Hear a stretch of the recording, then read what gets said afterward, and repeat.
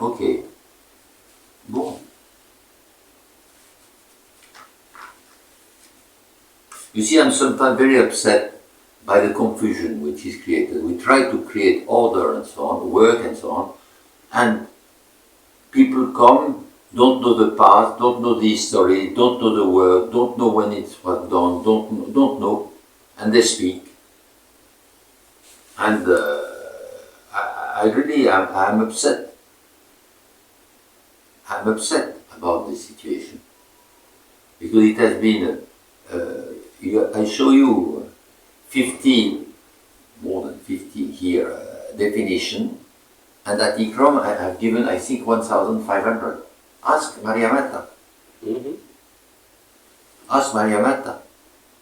And people come and use words like this.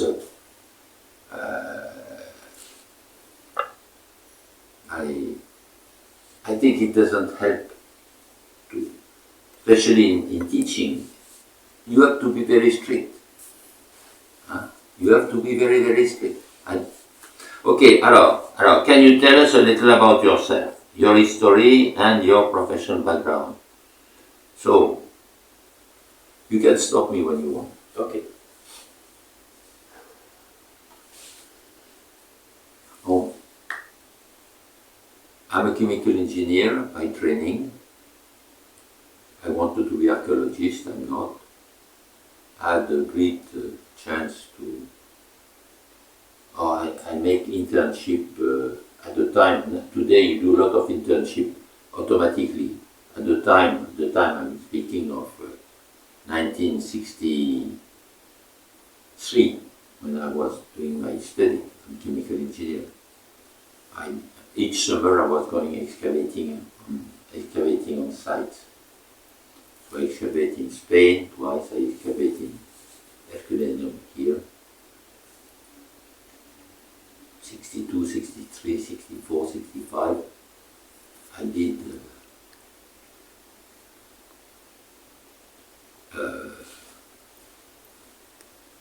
internship in a very famous conservation laboratory in France, in Metal. And I have been extremely lucky to do my diploma in chemistry. My director was a little crazy, and he accepted me to do in 1967 to do my final diploma on conservation of waterlogged wood. When all the others were speaking, working for chemistry, for pharmacy, speaking of molecule and so on, I was conserving waterlogged wood coming from lakes. And then I had been, my first job, I was in charge of the prehistoric cave of Lascaux in France. And it's where, when you are in a cave, in the dark, and when alone, silence, and when you see those paintings, I don't have them here, I can show you, those fantastic paintings which are older than those of Sierra di Capivara in Brazil. I went there too. Oh, nice. Oh, yeah. Bon. I never go there. Sierra di Capivara. They are rock paintings, but they are 8,000 years old, something.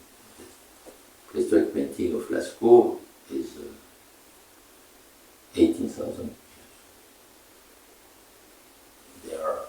Some of them are 5 meters long, perfect condition. And when you are there and you say, this has come to us, and this has been done 18,000 years ago. And it came to us in perfect condition. And we opened the cave to visitor, and 10 years later, it started to damage. You say, oh, what is the problem? What is the problem?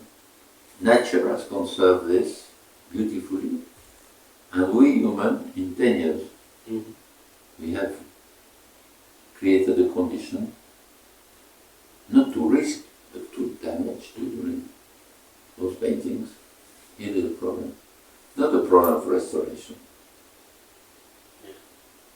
not a problem of conservation, because we're in perfect state. The problem to ensure the future, and this is preventive conservation. And it's where, when I'm alone in this case, and so on, that the idea of people say, oh, we will restore them. You will restore paintings which are 18,000 years old, but you're crazy. So it's where came the idea, 1969, of we have to invent some word which ensure that the future will be ensured. So that's how the idea came, and I joined ICROM. ICROM called me with a 6-month scholarship. 1969, no, 68 he called me. I arrived in 1969, and 6-month scholarship, because they were interested of my knowledge on control of climate inside underground. Because this can be applied to crypt of churches, tombs, the Egyptian tombs, and so on. So they asked me to come for 6 months, and 6 months plus 6 months plus 6 months, and now 53 years that I've been working at it. That's what you were asking me. Can you tell me about yourself, your history, and your professional background? Yeah. You want any more detail? No, maybe if it's possible, you can tell about your actual work with ICROM or not with ICROM. What are you doing now? Oh, bon. So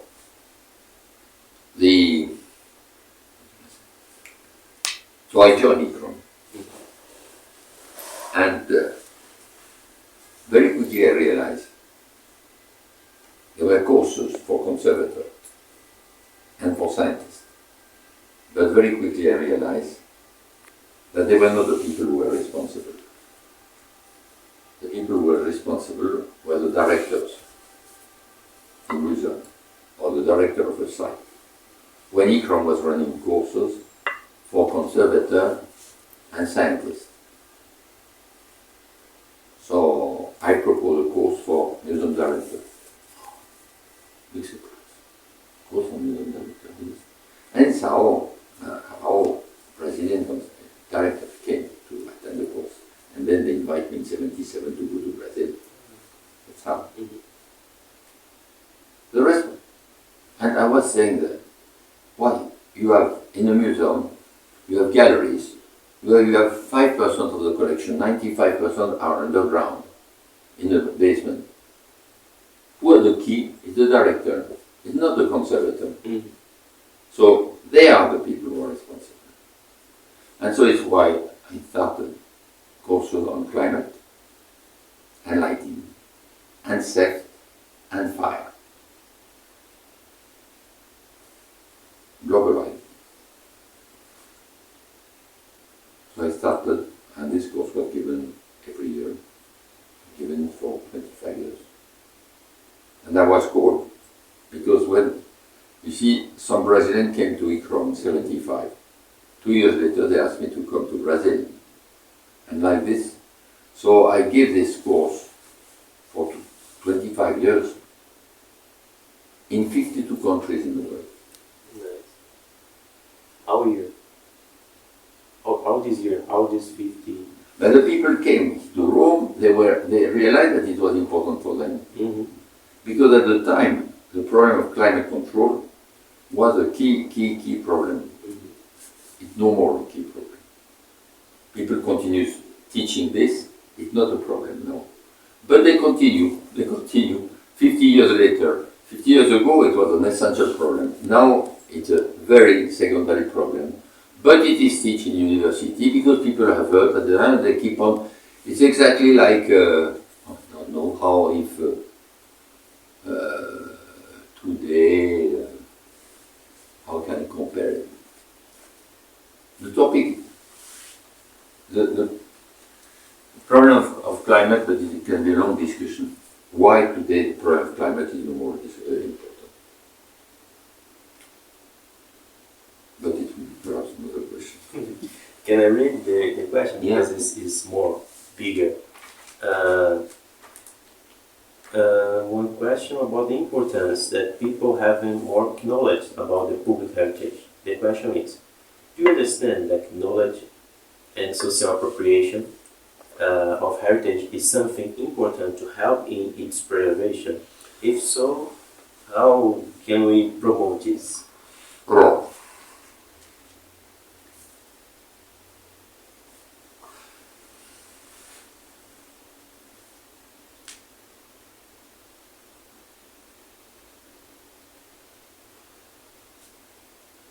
for me, from the very beginning, when I was in the prehistoric of Glasgow, I realized the importance of conservation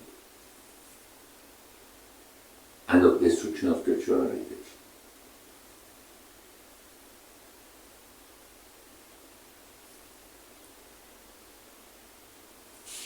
For me, if I do conservation, and I start by the prehistoric Glasgow, I try to conserve it, to do all I can do as a chemical engineer, I try to conserve it, because when I entered for the first time in this cave, I was shocked. Suddenly, my scale of time, 2,000 years, 3,000 years if you are in Rome, 5,000 years if you are in Egypt, suddenly this scale of time became immense, 18,000 years ago. So I was shocked. Suddenly, and not so shocked, but I was very moved by this beauty of those paintings. And I said, it's not for me, it's for everyone. It should be for everyone, for the next generation. So I have a duty to ensure that what I see around me, which transmit me a message from the past. You see, this transmit me a message from the past. All those objects which are here and which are there transmit me a message from the past. And I have my duty is that this message that I receive will be received by the new generation and the present generation. And in order to do so, I have to ensure its conservation. So for me, the public is really, my role as conservator is not a technical role, it's a social role. Mm-hmm. Chemistry is just a very secondary aspect. People have to wonder, why why, not how? Mm-hmm. Why do I conserve? I conserve because I hope that through my work, the emotion that I receive from an object, this emotion will be also received by as many people as possible. I am paid by public money, as you are paid by public money. I'm paid by public money. I have to refer to the public. So for me, the public is my objective. Mm-hmm. And as a public, do not know that object from the past. I don't speak of work of art. I say object from the look. This, take this baton. Yes, this I come from Brazil. That's my first mission in Brazil. Yes. Yeah. First mission in Brazil. You know what it is? Yeah, this is my first mission in Brazil. This object has an enormous signification. Enormous signification. Nobody knows. It's very simple. It's not beautiful. Yes, it's well done, but it's not beautiful. But it has an enormous signification for people. Yeah. And my role is to conserve, to ensure that other people will know the signification of this object. So, for me, all my work is to ensure that a large amount of public will be involved. Unfortunately, the public don't imagine how those objects are fragile. It can be eaten by worms, it can be broken, and so on. So the public don't know it. So my role is to inform them and to ensure that the public will not damage. But people say, oh, how beautiful this monument, how well it has preserved. No, no, no, it has been preserved in Rome because people wanted to preserve it. Because as the people look at the monument on the Foro Romano, you have two temples which are 50-meter distance. One is absolutely complete, they are the same period, 2,000 years old. One is complete, just 150-meter has 3 columns left. Why? Why? Because on one side people did not care, and the other side people care. So we do our work for the public, but the public has to help us. And so it's why I have to inform the public how the work of art is fragile. And that's what I'm doing. Nice to hear that. Very nice, because after you spoke that, I think this is the key thing, you know. We need to be together, not like a professionals, but with the public, you know, with the users, to do these things. It was nice. It was like a lesson, and to encourage this mentality, you know, this thinking, this way to think. Nice. Thank you. You see, the people say, they look at the public like aggressors, forbidden to touch, forbidden to look, forbidden to take photos, forbidden to enter with a dog, forbidden, forbidden, forbidden. But the public is not an enemy. The public should be taken as a friend. But if he doesn't know, if he doesn't realize that it is fragile, he could damage without even thinking that he is damaging. I always say something. Wait.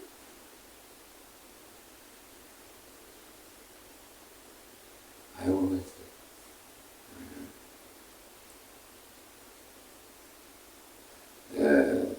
The public should be taken as a protector,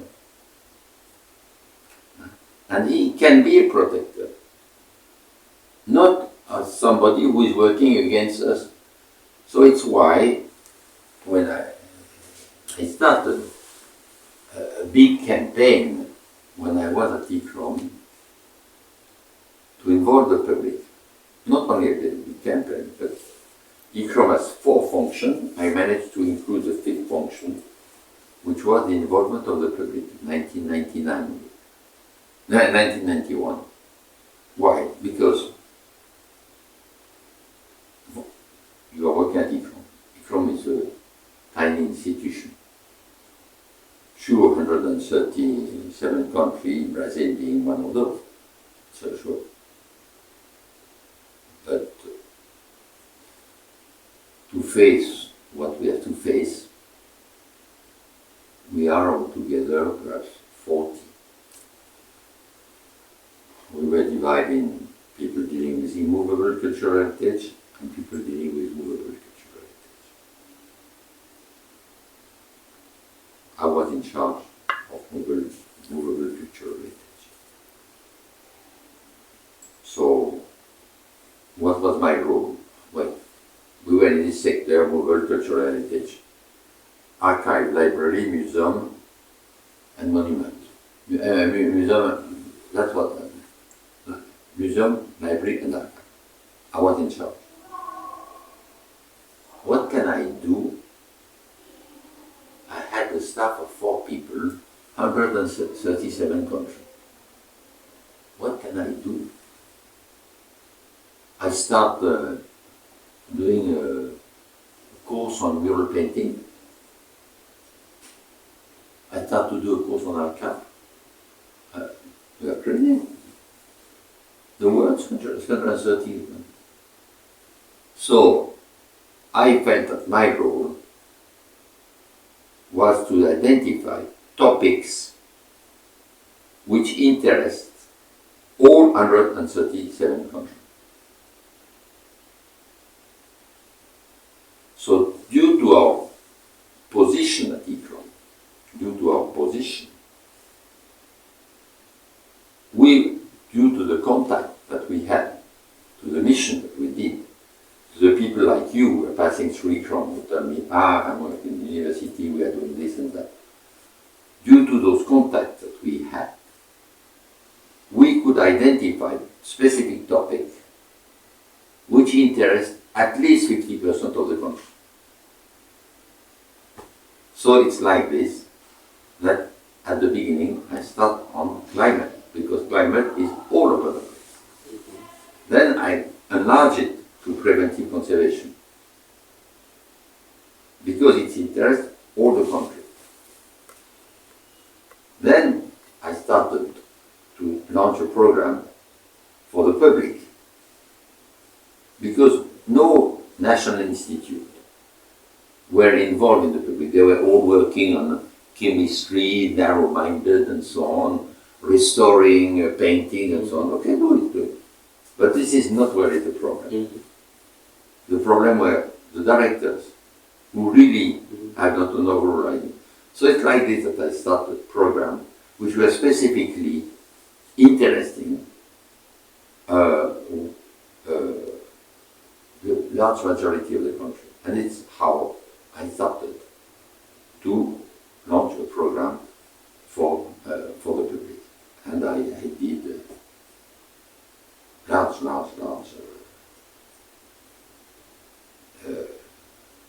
demonstration with the public. We raised millions of dollars to have action toward the public. For me, the public is my objective. And it is why, thinking of the large program, I work on the reorganization of the storage. Because there are 103,000 museums in the world. Each museum has about 10 rooms on storage, which means that there is 1,030,000 rooms, storage rooms in the world, and about 60%, which means about 600,000, are abandoned. I don't know. Have you visited the storage? Yeah. No, in Brazil. In Brazil, in National Archives, not in the National Museum, and not in the library, National Library. Because people don't show it then. And in National Archive, it's pretty good, and National Library, pretty good. Pretty good. It's better not to see some part. But in a museum, it is awful. Awful. It's a shame. You walk on the object. I can show you photos. You walk on the object. So it's why we launched a program on reorganization on storage. You understand, we have to see large problem which involve enormous quantity of cultural heritage, millions and millions and millions of objects to be saved and to be known, to be seen by the large quantity of visitors.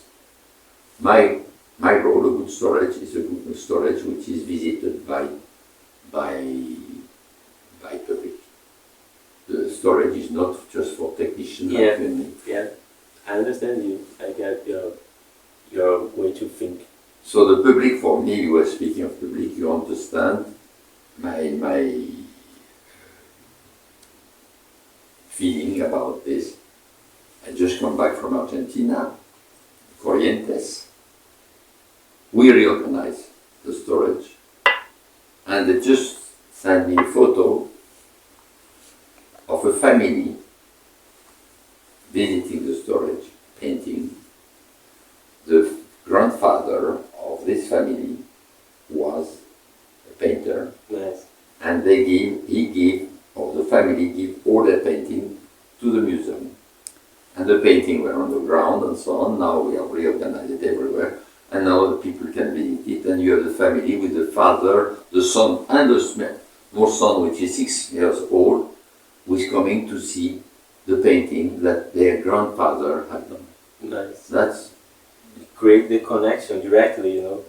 I heard about one project from Minas Gerais archive from this state that they call for old persons, more old persons, to describe people in photos. photos. You know, to drink tea and describe people, you know. This is the connection. That's what I'm trying. Can show you photo. I'm doing the same. Yeah. I'm doing the same. For me, reorganizing storage is not a technical adventure. It's a human adventure. I just come back from India. We had incredible success. Incredible. I can show you photos. Incredible success. Incredible success. Because we are doing it for the public. I'm not. I will not speak about this. So this is my objective in life, to ensure that the largest amount of people could see, could touch an object.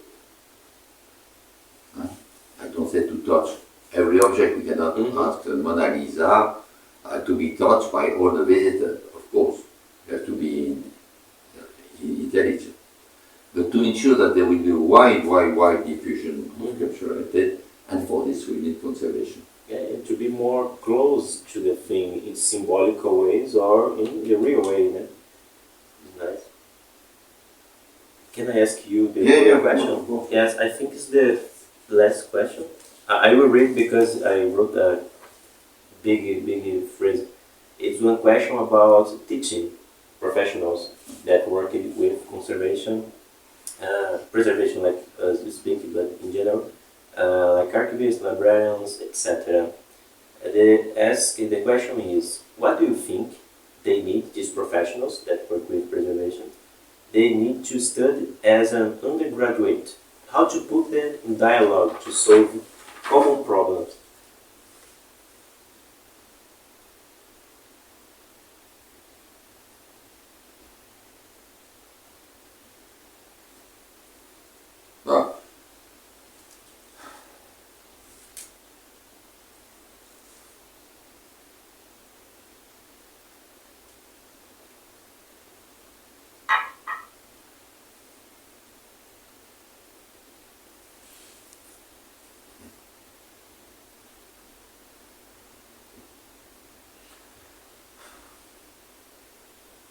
First of all, for me, people are always confused with things. Why and how. They immediately want to see how. Yeah. They immediately want to know. How do you do this? How to do that? That's not the right question. It's why you do this.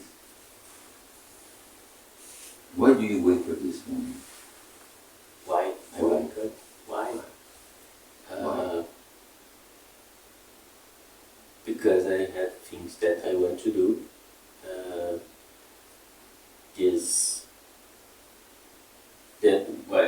I cannot sleep forever. I don't want to do because I have things to do and things that I want to do. But what? What have you chosen also? Why have you chosen this field? Why? How later on we'll see how you are doing it well or not. But why? People always forget. I will To ask a question, and you see, it's your question. You say one question. What do you think they need? Why? You immediately go. What do you think? And I'm thinking, why? Why? Why? If you know why, really you are convinced on why you are doing something, then you will ask, how can I do it well? Yeah. So, for me, a good profession in whatsoever in this field is convinced of why he's doing it. For me, in conservation, we are doing it to make people happy. if people are happy, you're sure they live better, they enjoy life, they are relaxed, they realize they are useful. To be happy and to be useful. Conservation can be a field. And how professional, what do they have to know? What do you think they need to study? What do you think they need to study as an engineer? First of all, they need to be sure that they will be useful to society. If it's by studying chemistry, I don't think so. But if they feel that it is to be useful just for chemistry, they learn chemistry. I think that first of all, they have to be fully aware that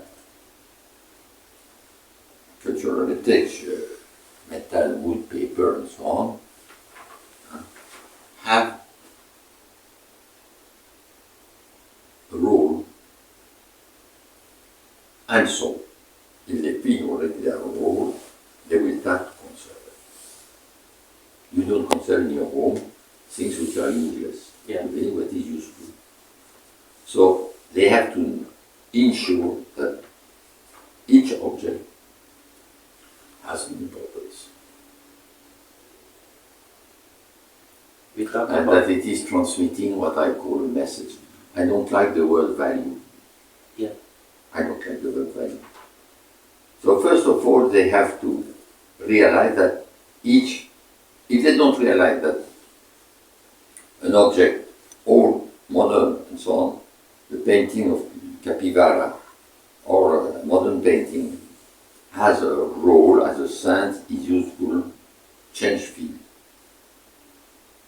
Then they have to realize that it is fragile, which means that they have to know all the possible risks. And that is what is not taught at university. It is not taught. Unfortunately, most of the professors I know have never really worked in the field, know the situation. I understood it. Yeah. So they know in theory, they don't know the reality. Yeah, I get it. If I speak of storage, when I have an audience, I say, have you entered in a storage? Well, you have millions of objects, billions of objects. Have you entered in a storage?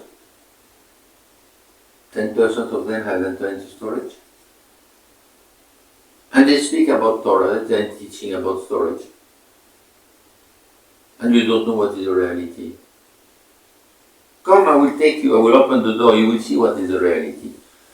Unfortunately, most of the teachers that I know are theoreticians. Yeah. You know the 10 addresses, which is teach, the 10 risks of, you teach this probably. Yeah, I use this Is it? from Pesquisador. It's a stupidity. And I say, it's a total stupidity. It is wrong. Yeah. Yes, it is wrong. This is done by scientists which have never get out of the laboratory. Okay. Yeah.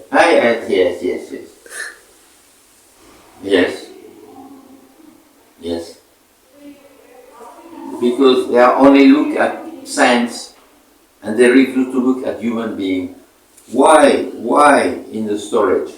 You take the 10 risks, light, humidity, temperature, dust, go to hell. It's not a problem. Why in the storage? I just come back. Why in the storage? The object on the ground. Because of dust? Because of humidity? Because of light? No. No. Yeah. It's because people have not done their job. Yeah. That's all. So the human aspect in those 10 risks are eliminated. Scientists, scientists, scientists. It's an enormous error. Enormous, and I say it. Enormous error. If you learn something about this, about this exchange, I say it's an enormous error. Which is, I can give you the name of the people who are responsible. You know them. You know them. They are scientists who have never entered in the storage, where you have millions of objects, which are on the ground. You walk on the object. So, who is responsible? The management. Who is responsible? The people who should control, who should this.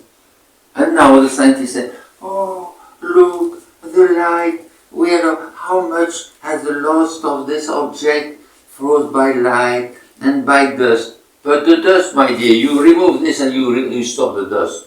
The light, you close the window and you have done it.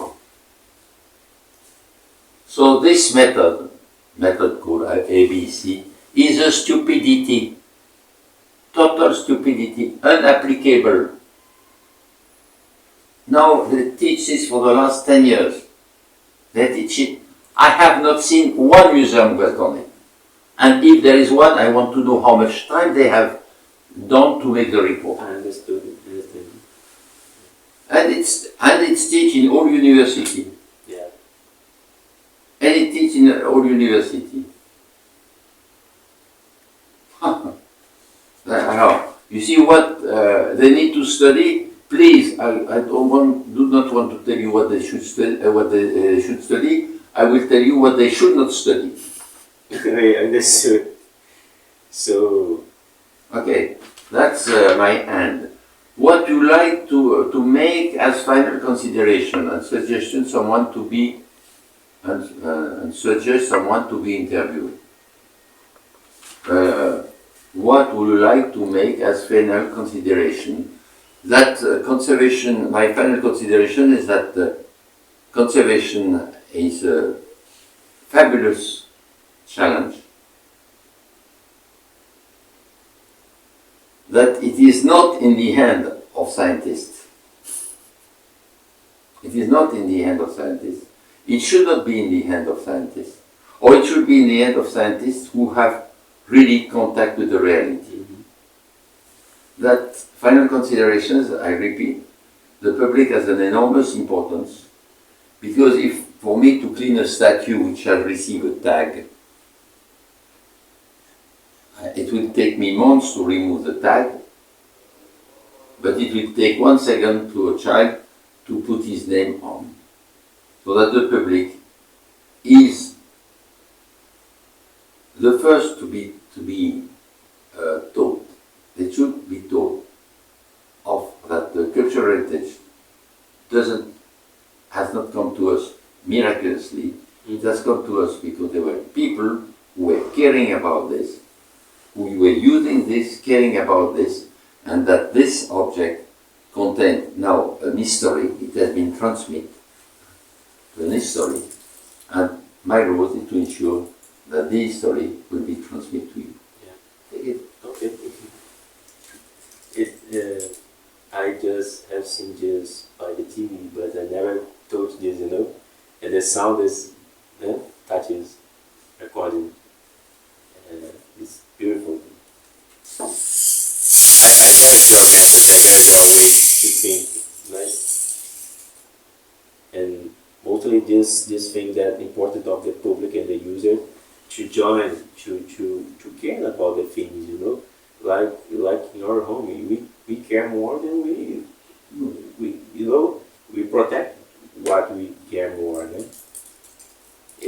I think it's the key, and I think we are talking a lot about a lot of communication thing. The communication maybe is the key of it. Not to solve the problem, but to help, to care, to protect these heritages. I only thank you so much for this interview. Thank you. And thank you too for the recording. Come to me because I'm dealing with preventive conservation, can say a few words what for me means preventive conservation. Yeah. You have probably, I have written it, I don't know if you have read it, or if into it has been translated. But for me, preventive conservation requires a total change of mind. Generally, when people enter in conservation, they are trained as conservators. They are looking at one object. They are concentrating on one object. And I remember I was very, very pleased in Minas Gerais when I went to the school of conservation in Minas Gerais. I remember there were all the images, the statues of saints. And they were covered against dust, and they were known Pedro, Marina, Catarina, and I've been very pleased to know that in this school, as you have in Brazil many images, they try to give to Catarina, student restorer, a statue of Santa Catarina. And they try to give to Pedro a statue of Pedro when they can. And it creates, you see, a personal contact. But the conservator will work on any statue.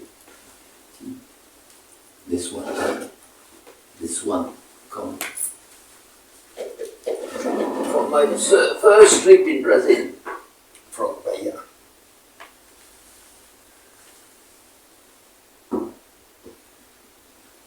A conservator will spend 1 week, 1 month, sometimes 1 year on an object. He's there concentrating, so that's important. Preventive conservation is not this, it's something else. We change from looking at one object and we suddenly look at a collection. We have to, it's a change in mind, which means that I have always great difficulty to work with conservators. Because some of them, they are unable to think widely. They are unable. So first of all, preventive conservation, before you are thinking one object, suddenly you think all the collection. I don't know, in this room you have perhaps 3,000 objects. I have to look at this. Second, before we were looking at one room. No. We have to look at the whole building. You see? If I look at this room, you see if there is humidity there and there. It's because it comes from above, and perhaps again from above. So we must look at the building and no more the room. Changing mind. Object, collection, room, building. Before, you were looking at one person, I'm working. No. Now we are thinking of team.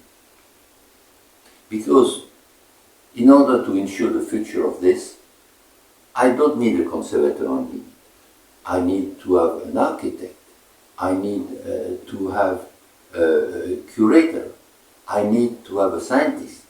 It's a team who are looking at preventive conservation, not one person. Person who said, I'm a specialist in conservation, wrong. Wrong. He's wrong. You need, he is wrong. He needs information from everyone. I cannot know everything here, even if I'm very intelligent. You realize that I'm very intelligent. Huh? but I can't. I can be the best, you know what? It's like somebody who is a surgeon. A surgeon who is working, It needs a nurse, it needs a people, there will be a team of 10 people. 10 people who are doing the operation. So preventive, when before, we look from one object to a collection, one room to the building, one person, a team. Before we were speaking in secret. I keep for me my knowledge. So, no. Now you have to diffuse it. Before you were not speaking of public. Now we speak of public. The objective is to reach the public. And last point, before, so we were speaking short term. No, I'm not speaking of 1 year. I'm speaking of 18,000 years. So, and I cannot, if I'm not working in team, I cannot think this wide. And the last point, which is in preventive conservation, before people were thinking, how can I do it? Why? And now my question is, why? Why do I do it? This is preventive conservation. This, that I wanted to offer, this is my way to think of preventive conservation. And I express it this way. You see, it requires a total change of mind, and there are people who are totally unable. They continue to look narrow. Yeah. I saw our flag. Did you say? Yes. Yeah. I brought it from Bahia. I can tell you. There was another one he wanted, I had to vote, it was a Yemanja. Yemanja was about saying, no, issue is enough, I don't want Yemanja. But you stay here. It's a nice piece. You see, every object here, behind the object, there is a person. I look at the visage, although all this, there are visage, some people that we have given it to me, or who have never, nothing is ancient, all is modern. I like very much this one.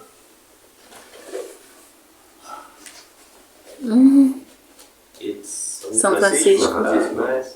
Very nice. Yes. Very nice. Wow. And you see, each of those have of course, a message, signification. Yeah. Yes, because it has been given to me by somebody at the end of a conference or something like this, and it has a meaning. It's a message, not a value. I don't like the word value, because value means money for people. If you speak to the public and say, this has a value, and say, how much? How many cruzeros? No, not how much cruzeros. It has a message because it reminds me of people. What word do you prefer? What? In not value, but what word do you I always use? like the word message. Message. Oh yeah. Message, because it transmits me a message. Okay. You see, between us, we can speak of value because, of course, we understand historical value. But as we have to work with the public, I ask them what this object transmits me as a message. So, message of authority, of a society which has a sense, there is a hierarchy, there is an order, message also technical message, and so on, but not value. That's something which is extremely important for me. With my students, I say, no, don't use the word value. But everyone repeats value. But I refuse this. And we analyze what does this object, this one, transmit me as a message. It transmits me as a message the slavery, importation from Africa, transmit me the the flag transmits me an important message. All this has a message. That's, for me, the base of my teaching. We start always by this. Always by this. And if it has no value, no message, I show it over. You see, this has... You told us. Until now, but from now, Bruno, it is a glass in which Bruno has been drinking, so it suddenly has a special message. Yeah. And I will keep it. Yeah. Like we told us. Yeah. Okay. Yes. Voilà. I don't know if you want to ask me any other question. So, I only want to thank you so much.